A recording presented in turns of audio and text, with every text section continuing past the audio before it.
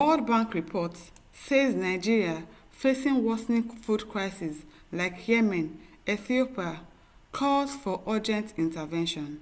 Now to the news in full. The World Bank has stated that Nigeria is facing a worsening food security crisis, with over 1 million additional people experiencing severe food insecurity in 2024 compared to the previous year. This was contained in the World Bank Food Security Update report released recently, while highlighting that countries like Nigeria, Ethiopia, and Yemen have seen a significant rise in the number of people facing actual food shortages. Conversely, some countries saw improvements. Nations such as Afghanistan, Guatemala, and Kenya reported declines in food insecurity, with more than 1 million fewer people facing acute food crisis. Although these countries have remained in significant food crisis situations, on the other hand, 18 countries experienced worsening situations due to factors including intensified conflict and climate-related shocks, such as droughts. Notable examples include Ethiopia, Nigeria, and Yemen, each witnessing an increase of more than 1 million people facing high levels of food insecurity from the previous year, the report reads. Nigeria's growing crisis is said to be a combination of climate-induced issues and socio-political instability in various regions, the report noted.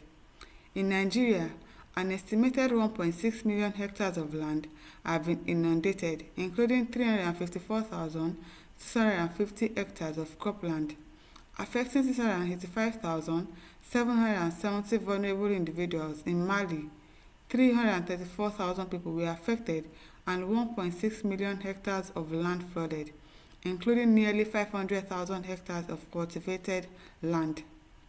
Cameroon, Central African Republic, Cote d'Ivoire, Gambia, Guinea, Guinea-Bissau, Liberia, Sierra Leone, and Togo have also been faced flooding, and northern and northeastern Nigeria and Ghana are experiencing dry spells, with adverse effects on crop production and thus food insecurity. In total, floods and droughts have affected approximately 3.5 million people who require emergency support. It is estimated that $50 million is needed to help 760,200 communities meet their basic food needs. According to the report, domestic food price inflation in Nigeria remains among the highest globally, with food prices increasing by 37.5% year-on-year as of August 2024.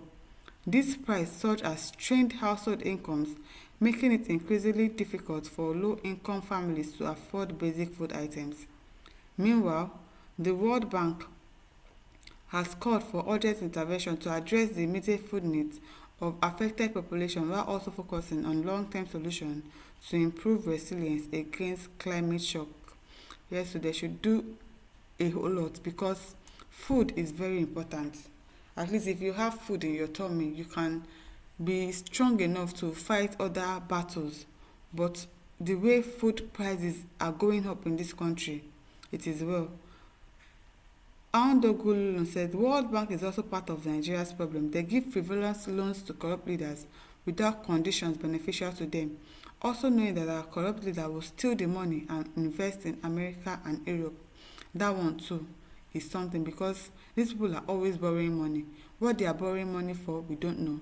What they are using the borrowed money for, we don't know. We don't see the things that they are borrowing money for. So indeed, World Bank is part of the problem, because if you are borrowing these people money, you should be able to tell them that what you are using the money for, we want to see it. Not just them collecting money over time, collecting billions of naira, and we don't see what they are using that money for. Nigeria does not have food crisis whatsoever. What we are suffering is the direct implication of bad policies of this government, which are subsidy removal in fuel and devaluation of the naira. The same World Bank and IMF instructed the incompetent governor to do so, and its consequences is being felt in every aspect of the economy. See, they will do as if they are against you. They are for you, but meanwhile they are against you. Both World Bank and the politicians that we have, they are all working hand in hand to frustrate the economy of the country. Belief says Nigeria government rely on World Bank policies. Why? Because the government itself doesn't have policies that will turn things around for them. World Bank policies alone cannot help the situation.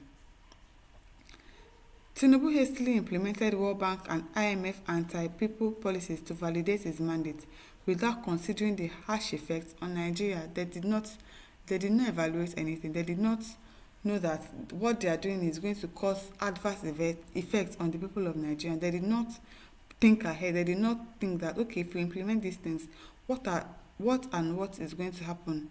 How will the situation of the country be? You just implemented it. Immediately you got in and you just expect it to fly like that. And now people are suffering for it. And you still did not think that, okay, let me reverse and do something. Let me go back to subsidy being in place. Let me go back to the naira being like that and see if things will go back to being better. But no, you left it like that and things are just getting worse. Everything keeps going high and high and high every day and nothing has been done about it. Godwin Adu said, World Bank is a major problem confronting developing countries and they should stop taking advice and loans from the bank. Anoha said, I'm so sorry for Tinubu. He came to power in the wrong time. He will go down in history as the worst president of Nigeria.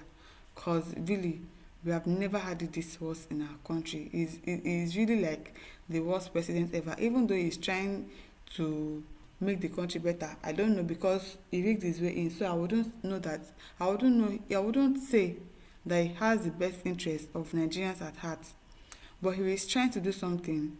Right now, it is not working. Whatever he's doing is not working at this point in time. So he should try another approach. Sani Hamidu says it is occasioned by sustained negligence and insensitivity on the part of the government powered by World Bank. NBC said, yes, that is true, courtesy of Emperor Tinubu's hardship policies and poverty reforms. Mr. Fancy said the country mentioned are far better than us. Yes, so they are far better. At least Ghana, they have constant electricity. That one is already a plus. If we can work on electricity alone in this country, it would help a lot. It would help businesses a lot because they would not have to rely on buying fuel and all of that.